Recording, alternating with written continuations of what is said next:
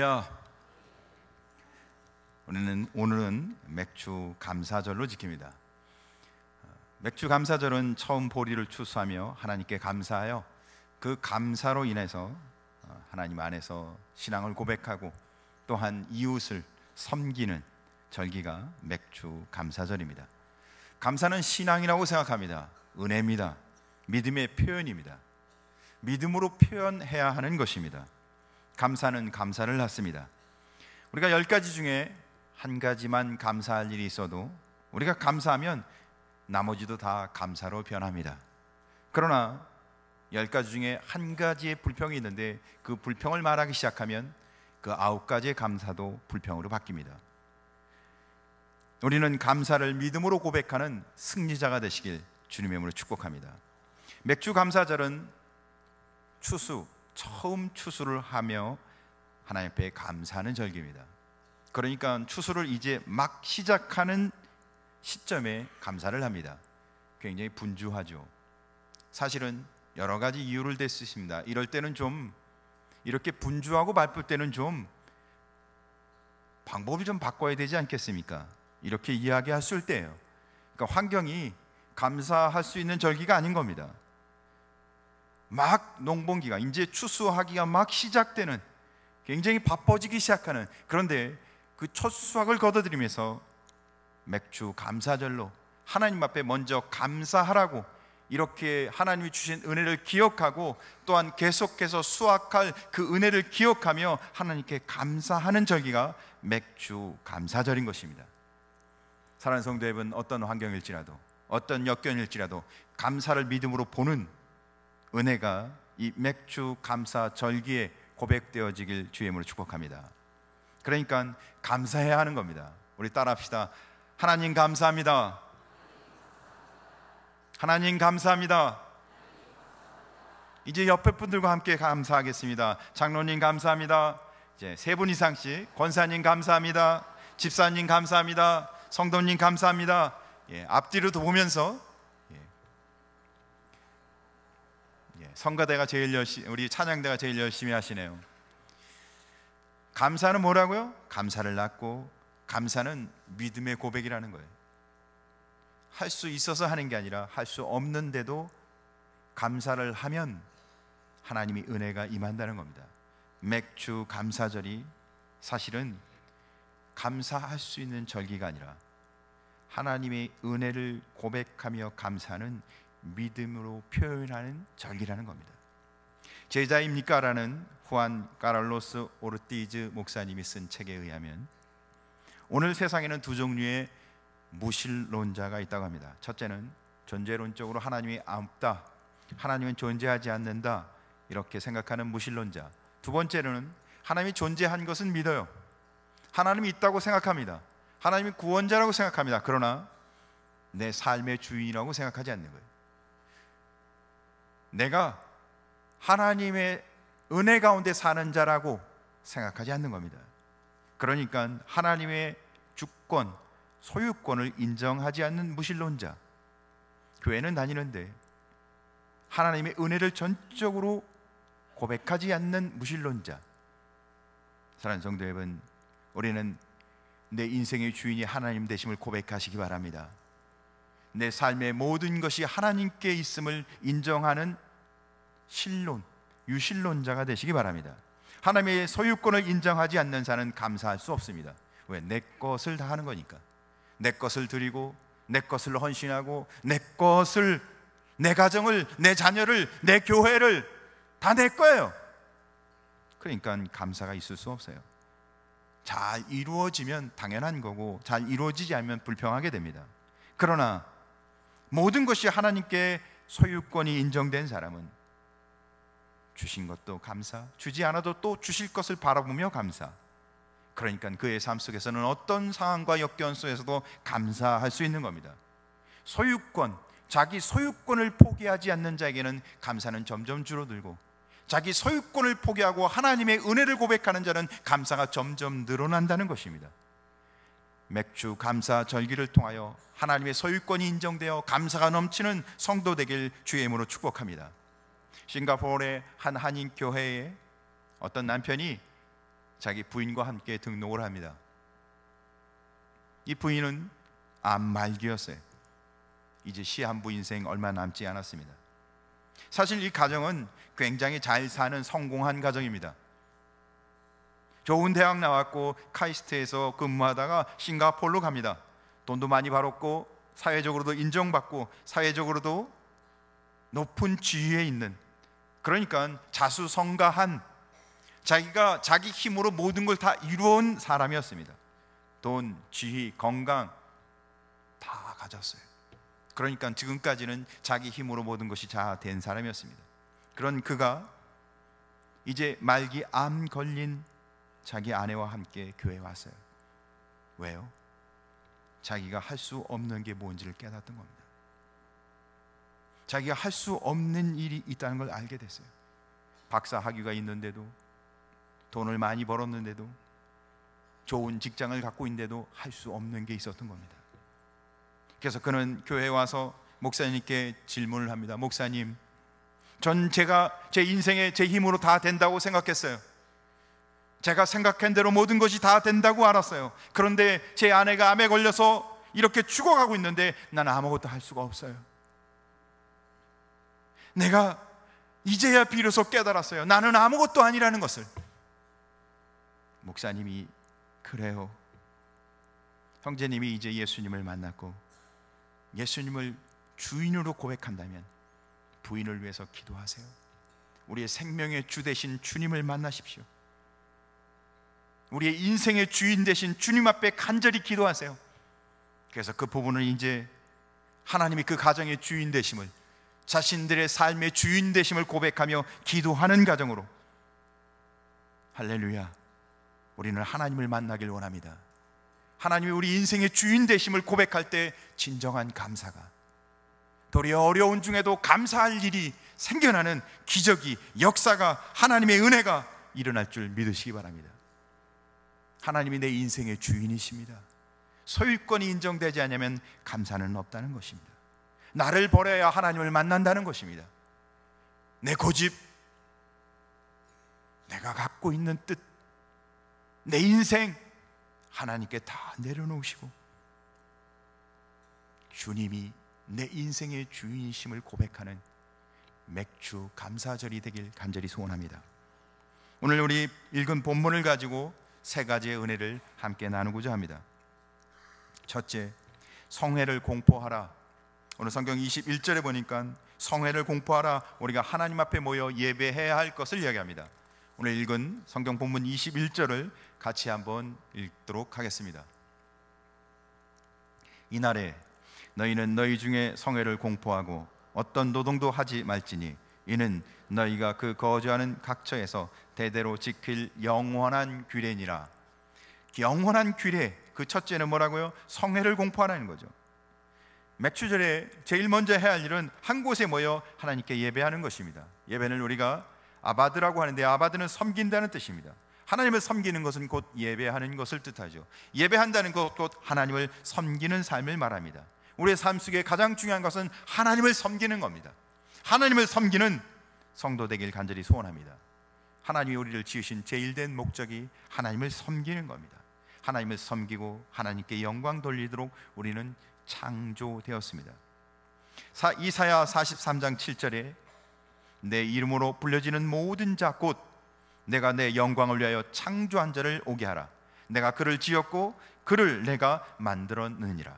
우리는 하나님의 영광을 위해 창조된, 하나님의 영광을 위해 존재하는 자라는 것입니다.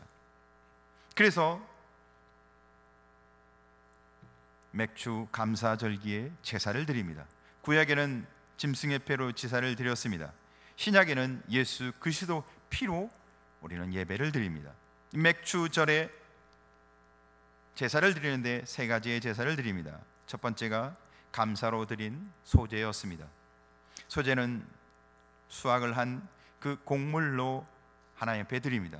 첫 곡물을 하나님 앞에 드리며 감사하는 거죠. 하나님, 곡물을 수확하게 하시고 풍성한 곡식을 주시고 우리를 예수 믿는 자로 하나님을 우리의 구주로 고백하고 그 은혜 삶대 우리가 함께 하신 것 감사합니다. 감사는 곧 내가 은혜 받은 것을 아는 신앙의 고백인 것입니다. 하나님 앞에 복받고 하나님의 은혜 가운데 있다고 고백하는 신앙 고백인 것입니다.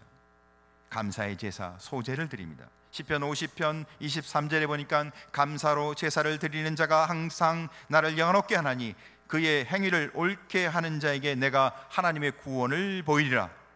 감사로 제사 드리는 자는 하나님을 영화롭게 하나니, 그렇죠, 감사는 하나님이 주신 은혜를 기억하는 것이니까, 감사하는 자는 하나님의 은혜를 알고 하나님의 은혜를 찬송하는 거니까 그는 하나님을 영화롭게 하는 것이라는 것입니다. 하나님을 영화롭게 하는 자는 곧 그의 행위가 옳은 길로 행하는 자이고, 하나님은 그 옳은 길로 가는 자를 구원을 보이시라, 구원하시겠다고. 할렐루야. 감사로 승리하시길 주의 이름으로 축복합니다. 감사는 복이라는 거죠. 믿음의 복, 신앙의 복. 할 수 없는 중에도 감사를 발견하시기 바랍니다. 할 수 없는 중에도 감사가 고백되어지시기 바랍니다.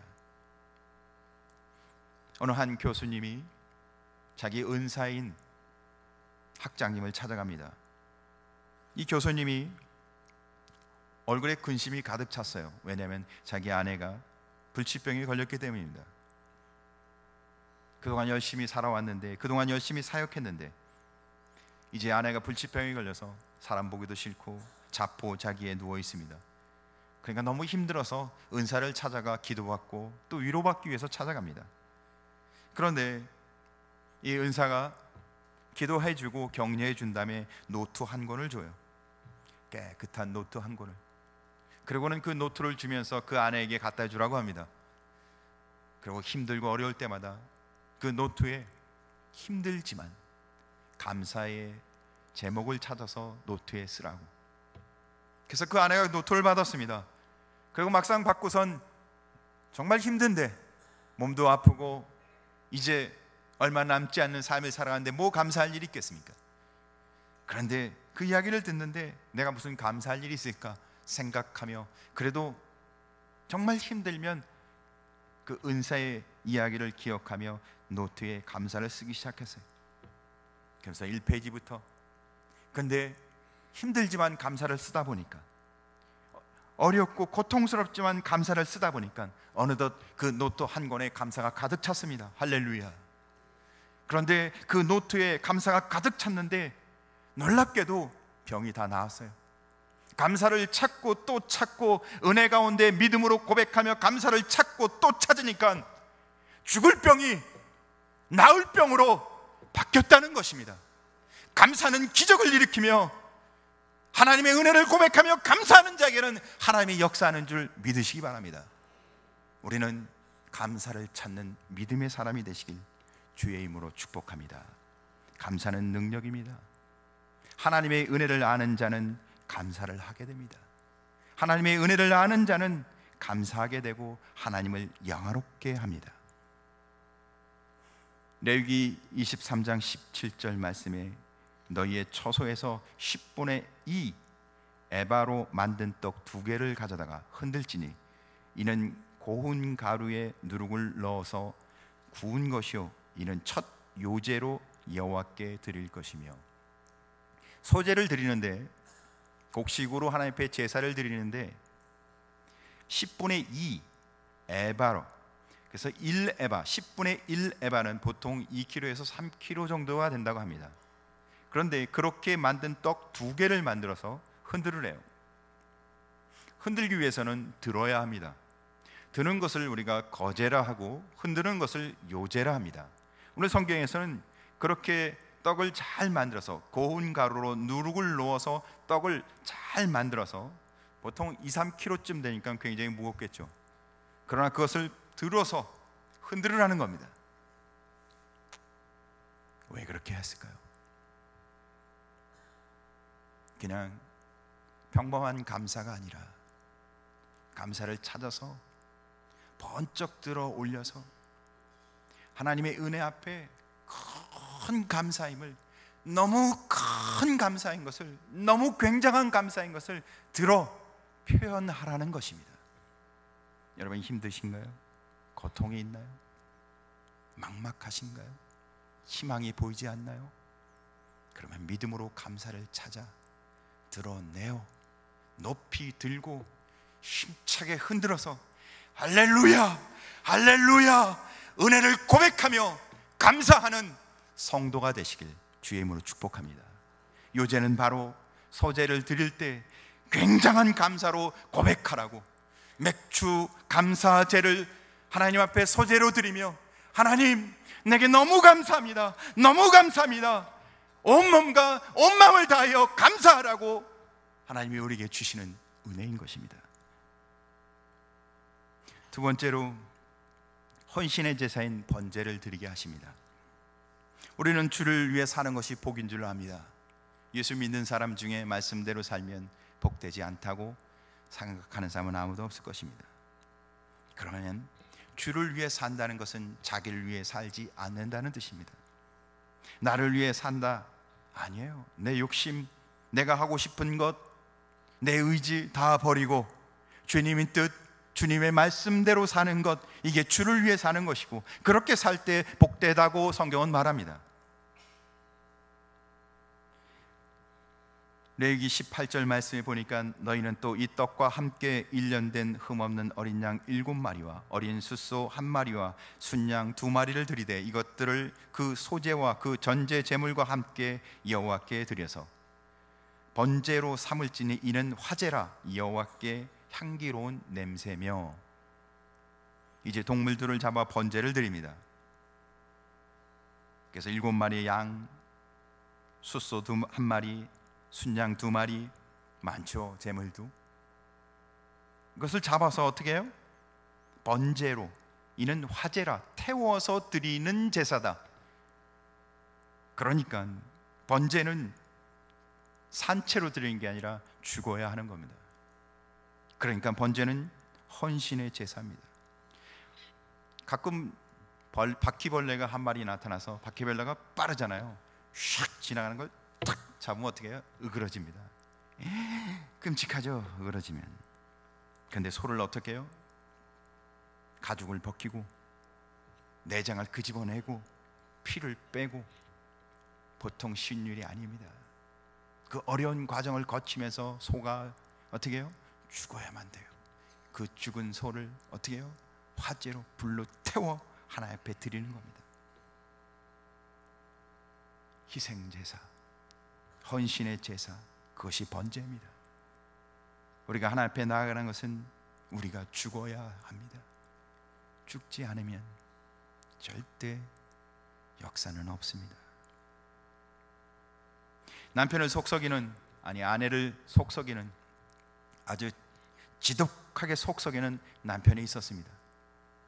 이 남편이 얼마나 속을 썩였는지, 속을 썩이다 못해 이제는 여자를 한 명 집에 데리고 왔습니다. 그리고는 아내에게 이렇게 말합니다. 내가 사랑하는 여자야, 이제 우리 함께 살자. 뒤집어질 이야기인가요? 아니면 기쁠 일인가요? 머리채를 잡고 싸워야 할 일이겠죠. 그런데 이 신앙 좋은 집사님은 남편이 그렇게 속을 썩이며 여자를 데리고 왔는데 그 마음속에 이렇게 말합니다. 하나님, 드디어 나를 시험하시는군요. 내가 이 여자를 잘 섬기겠습니다. 그는 자존심도 버리고 속도 다 뒤집어 까서 버리고 체면도 없이 이제는 남편이 데려온 그 여자를 극진히 섬깁니다. 이해할 수 없는 일이었죠. 근데 이 여인은 그렇게 해요. 정성으로 뒤집어지는 속을 꼭직 믿음으로 하나님이 주시는 은혜로 도저히 이해할 수 없는 그 상황에서 그 여인을 섬겨요. 근데 기적이 일어납니다. 얼마 지나지 않았어요. 이 집사님께 그 여자가 찾아옵니다. 남편이 없을 때 찾아와서 그 집사님께 무릎을 꿇습니다. 그리고는 그 여인이 이렇게 말합니다. 당신과 같은 사람은 처음 봤습니다. 내가 살아오면서 당신 같은 사람을 보고 내가 너무 놀랐습니다. 미안합니다. 저 남자가 보지 않을 때 내가 도망가겠습니다. 그리고 그 여자가 도망갔다고 합니다. 사랑하는 성도 여러분, 사랑은 우리가 정말 온전히 헌신하고 내 모든 것을 포기하고 주를 위해 살면 우리가 상상할 수 없는 기적이 일어나는 줄 믿으시기 바랍니다. 주를 위해 산다는 것은 죽어야 하는 것을 말하는 것입니다. 주를 위해 산다는 것은 우리가 모든 걸 내어놓고 껍질도 벗기고 자존심도 버리고 내당도 끄집어내고 내가 죽어야 하나님의 역사가, 하나님의 은혜가 일어나는 줄 믿으시기 바랍니다. 헌신은요, 다 내려놓는 것입니다. 자존심 있고 자기 의지에 강하면 욕심도 있고, 그러면 은혜가 없습니다. 그러면 하나님이 역사하지 않습니다. 우리의 삶 가운데 내 거 다 내려놓고 나는 죽고 주님이 사는 헌신의 제사, 번제가 우리 안에 있길 간절히 소원합니다. 세 번째는 주님 뜻대로 살겠습니다. 서원제를 드립니다. 주님 마음대로, 주님 뜻대로 살겠습니다. 서원은 자기가 자원해서 하는 것입니다. 누가 시켜서 하는 일이 아니죠. 서원은 내가 자원해서 하나님 뜻대로 살겠습니다. 주님, 내가 주님 뜻대로 살겠습니다. 우리가 은혜 받고 그러면 어떻게 해요? 내가 이렇게 하겠습니다. 내가 이거 하겠습니다. 내가 하나님 앞에 희생하겠습니다. 헌신하겠습니다. 그럼 왜 그렇게 우리는 서원을 할까요? 미리 앞으로 할 일에 대해서 우리가 서원을 드립니다. 왜 그렇게 하죠? 인간이 약하기 때문에 그렇습니다. 우리가 부족하고 약하죠. 그래서 우리는 그 서원을 하고 그 서원한 대로 살아가기로 하나님 앞에 은혜를 구하고, 우리가 그 서원한 대로 살아가도록 하나님을 의지하고 그 서원을 지키려고 내가 헌신을 합니다. 그래요. 우리는 믿음대로, 말씀대로 하나님이 주신 은혜대로 살면 복된 줄 압니다. 그러나 우리는 연약해서 알면서도 죄 짓습니다. 알면서도 넘어집니다. 때로는 악해서 알면서도 죄를 짓고 살아갑니다. 알면서도 져요. 그래서 우리는 속죄의 죄, 알면서도 짓는 죄를 하나님 앞에 사함받기 위해서 우리가 하나님 앞에 속죄의 죄 제사를 드립니다. 하나님, 내가 다시는 죄 짓지 않게 하나님의 은혜를 주옵소서. 그렇게 속죄의 죄, 하나님 앞에 내 죄가 용서받으면 우리는 화목제, 하나님과 나의 관계, 사람과 사람의 관계가 회복될 수 있도록 화목제를 드립니다. 사랑하는 성도 여러분, 우리가 날마다 믿음과 신앙 안에 있는 자로서 내 죄를 날마다 속죄의 죄, 하나님 앞에 죄를 용서받고 이제는 다시 죄 짓지 않도록 하나님과 나의 관계가 회복되시도록 화목제를 드려서 은혜 가운데 승리하는 주의 일꾼들 되시길, 주님의 복된 백성 되시길 주의 이름으로 축복합니다. 우리는 그렇게 맥주 절기를 통해서 소제로, 번제로, 서원제로 하나님 앞에 나갑니다. 왜요? 우리는 하나님의 백성이기 때문에 그렇습니다. 오늘 성경 22절 끝에 나는 너희의 하나님 여호와이니라. 사랑하는 성도 여러분, 농사를 지어서 추수를 거둬들이는 건 하나님 믿는 백성만 거둬들이는 일이 아닙니다. 이 땅에 사는 모든 사람들이 추수를 하고 삶을 살아갑니다. 그러나 우리는 하나님의 백성이기에 맥주 감사절길로 하나님 앞에 나가는 것입니다. 청량리에 어느 한 권사님이 계셨습니다. 저는 이분이 제가 아는 권사님이 아닌지는 잘 모르겠어요. 그러나 제가 아는 권사님도 청량리에서 옷가게를 하셨는데 그분은 1년에 제가 한두 번을 가면, 예전 15년, 20년쯤 전 이야기입니다. 그럼 그분이 꼭 옷을 한 번씩 주세요. 어떨 땐 3벌도 주셨어요. 그런 분이 있으면 좋을 것 같죠. 근데 이분이 저만 주시는 건 아니었어요. 당시에 목회자 또는 신학생들에게 1년에 100벌 이상씩 그렇게 이렇게 양복도 주시고 옷도 주시는 분이셨습니다. 그래서 제가 보기에는 그분이 이 예화에 나오는 그분인 것 같아요. 그래서 이 권사님이 작정을 하십니다. 매일 문을 열면, 문을 열어서 제일 처음 오시는 손님이 오면 그 옷값, 그것은 하나님 앞에 다 드리겠습니다. 그러니까 매일 오면 첫 손님이 오는 그 옷값은 하나님 앞에 다 드리기로 서원을 하셨어요. 본인이 작정해서 서원하셨죠. 하나님의 뜻대로 살기 위해서. 그런데 어떤 날은 손님이 오셔서 비싼 옷을 만지는 거예요. 그러면 가슴이 조마조마해. 너무 비싼 걸 고르시는데 지금. 그 어떨 때는 좀 싼 옷을 고르면 마음이 편안해요. 그래서 이 권사님이 회개를 했답니다. 내가 하나님 앞에서 이러면 안 되는데, 내가 서원한 것은 하나님 뜻대로 살기 위해서인데 은근히 자기도 모르게 인간이 연약해서, 인간이 부족해서, 우리가 너무 연약해서 그렇게 자기도 모르게 죄를 짓고 살아가는 거예요. 하나님 뜻대로 산다고, 하나님 뜻대로 산다고 소리치면서, 그런데도 한편으로는 계속 넘어가는 거예요. 너무 연약해서.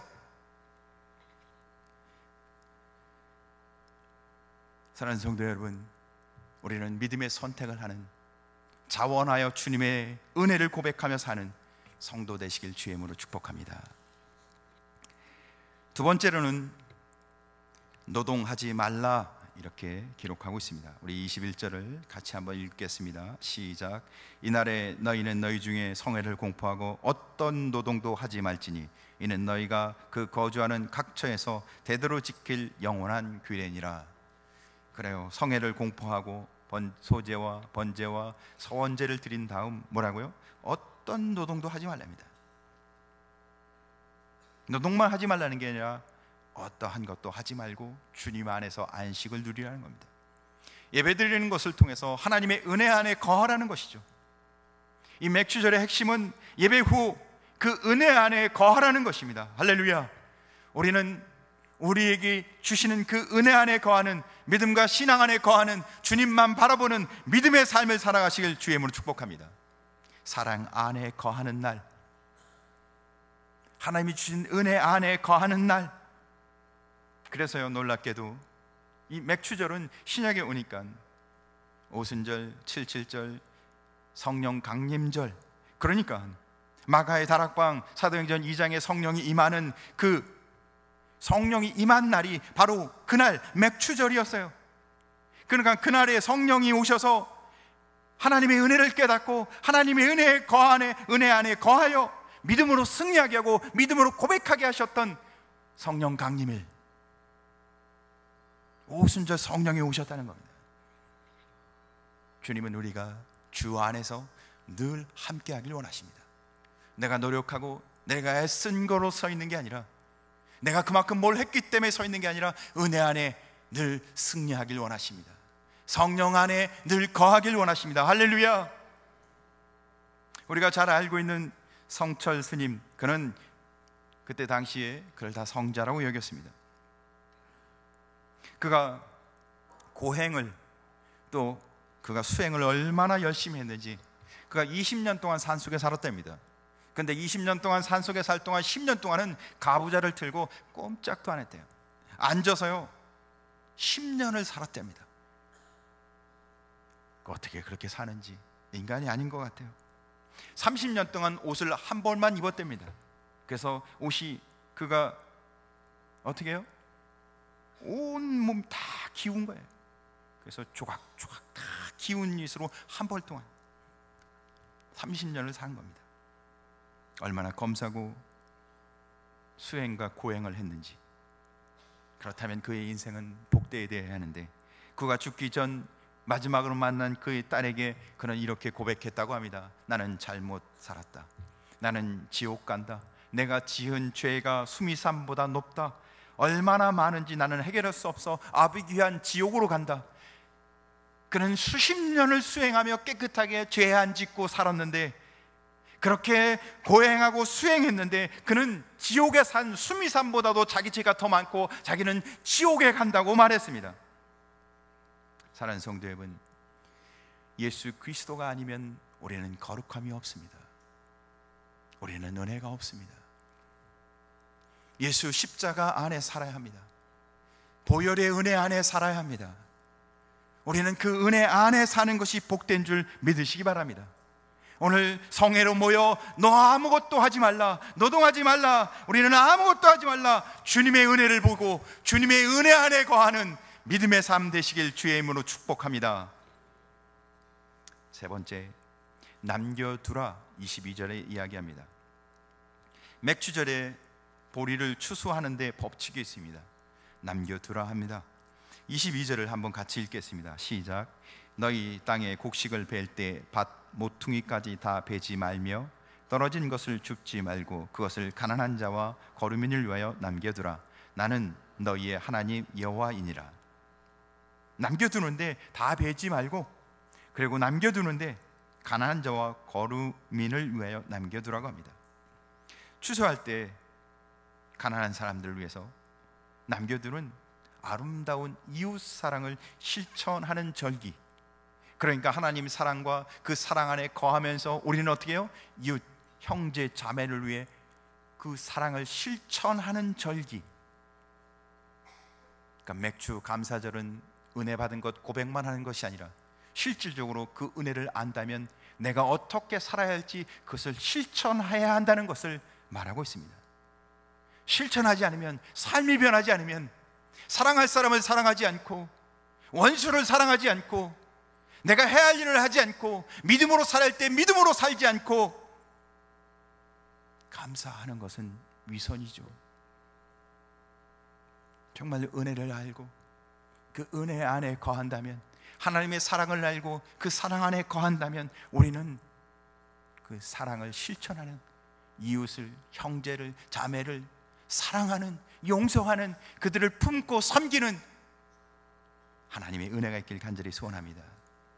이스라엘 백성에는 가게 가서 이 채소를 사면 그들의 풍습 중에 10분의 1을 거리 모퉁이에 두고 오는 풍습이 있답니다. 그래서 가난한 사람들이 그 채소를 가져가서 먹을 수 있도록. 그래서 10분의 1은 이렇게 사오다가 거리 모퉁이에 이렇게 두고 온답니다.